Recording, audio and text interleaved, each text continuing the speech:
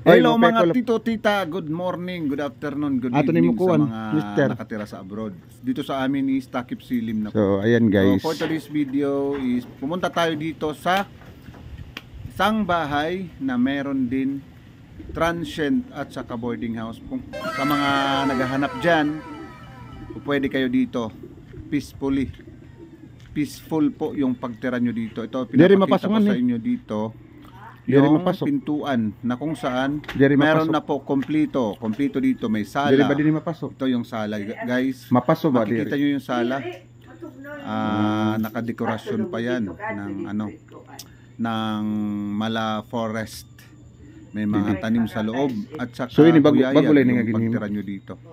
Ayan, makikita nyo yung door doon na brown, yun yung ang CR. Dito muna tayo sa kwarto. Itong kwarto na to, pwede ito gawing double deck. Kasyang-kasya dito. Pag double deck to, 5 pwede 4 to 5 na matitira dito. So ideal to sa mga mas gusto ng may-ari dito yung titira at saka yung uupa dito, yung mga nagtatrabaho.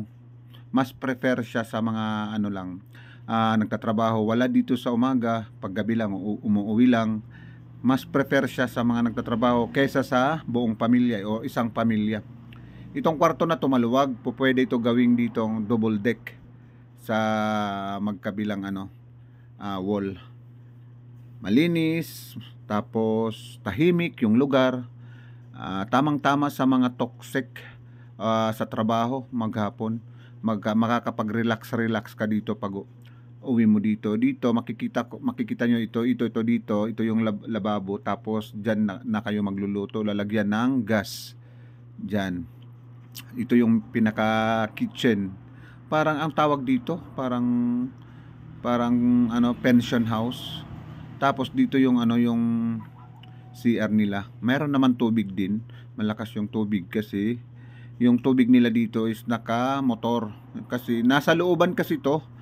FYI, for your information, itong lupa dito is ito yung kasama sa lupa na hinuhulugan ko kay Aping ba, yun doon yung meron ako doon piggery, kasama yung lupa dito or kasama yun dito sa lupa na to.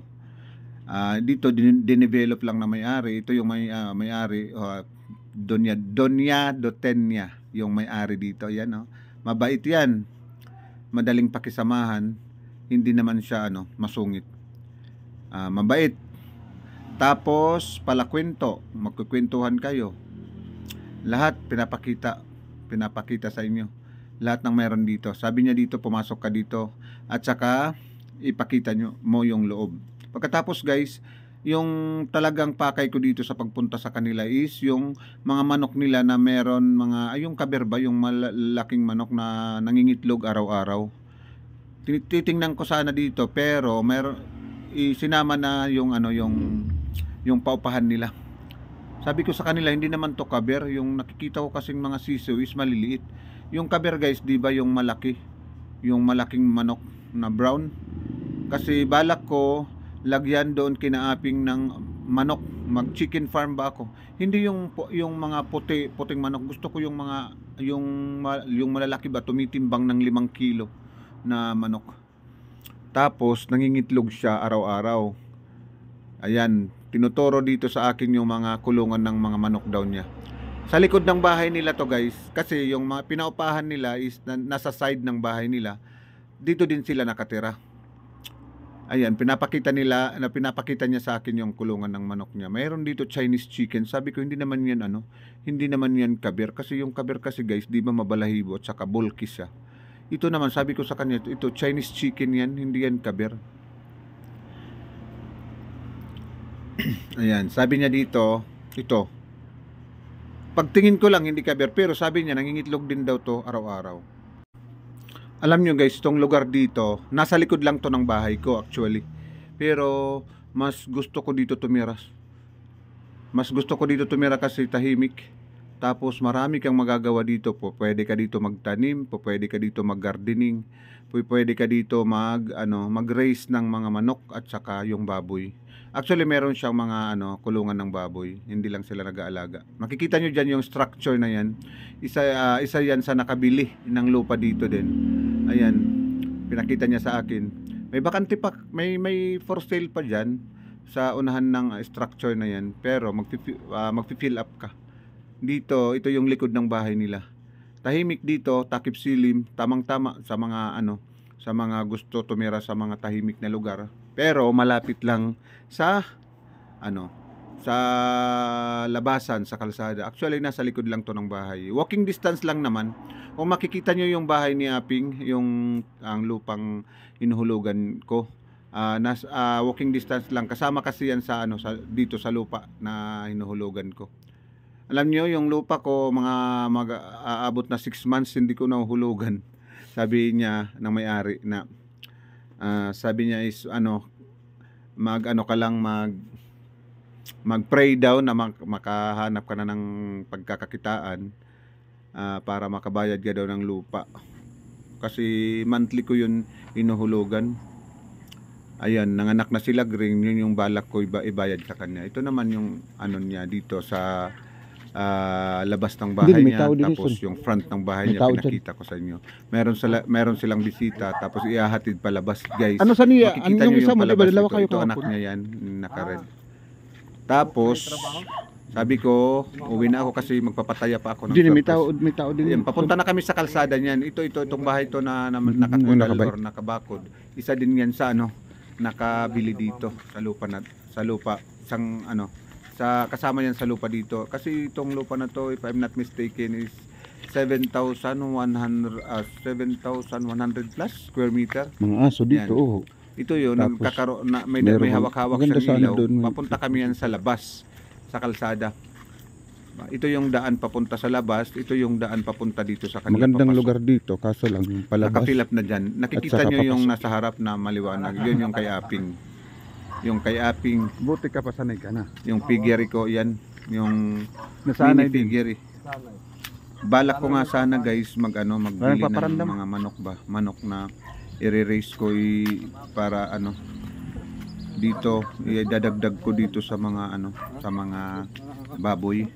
Kasi yung baboy guys matagal pagkakitaan kumpara sa manok. Yung manok kasi pag bumili ka niyan ng manok na sinasabi ko sa yung kaber, sa inyo na kaber, kasi nangingitlog yan araw-araw. Pwede ka magbenta ng itlog araw-araw, so may pera ka na. Kasi kung baboy kasi pakain ka ng pakain after 3 months. Ayun, yun palang mga anak. Yan sila green, pinakasta ko yan November 17.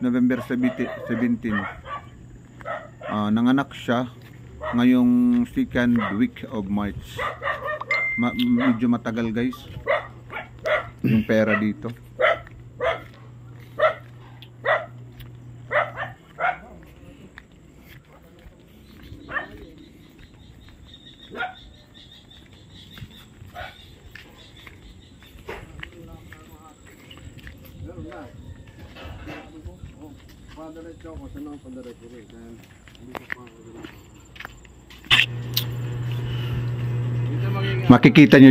Makikita nyo guys dito sa palabas. Ito dito papasok dito sa kapatid ko, papasok dito kay na Aping. Then doon sa last is yung bahay na tiningnan natin. Ayan, again sa mga naghahanap diyan ng transient or boarding house, meron doon. Mag-PM lang po kayo sa akin guys. Pwede siya daw, sabi ng may-ari is pwede kayo tumira ng 1 month, mga short time lang ba, 1 month, 1 week, sa mga ganyan. Pero pag yung nagtatrabaho, pwede din dyan. Kasi marami na dito nag-o-open na hotel at saka resort dito sa aming lugar guys. Mayroon na nga dito Port Royal. Yun yung pinakamalaking water world dito sa Tacloban City. Malaking mag-o-open siya soon on March 23 ba yun? Mag-o-open daw. Ayan, dito na tayo sa kalsada. Ayan guys. Yun lang, walking distance papunta sa loob. Makikita nyo naman yung area. Mas gusto ko doon tumira sa likod. Dito yung bahay ko. Tapos inihatid niya yung ano nila, bisita nila, pauwi na daw ng downtown. Mas maganda doon tumira sa likod guys kaysa dito kasi maliban sa maalikabok dito, maraming dumadaan na mga aswang sa kalsada, yung mga aswang lang makikita mo.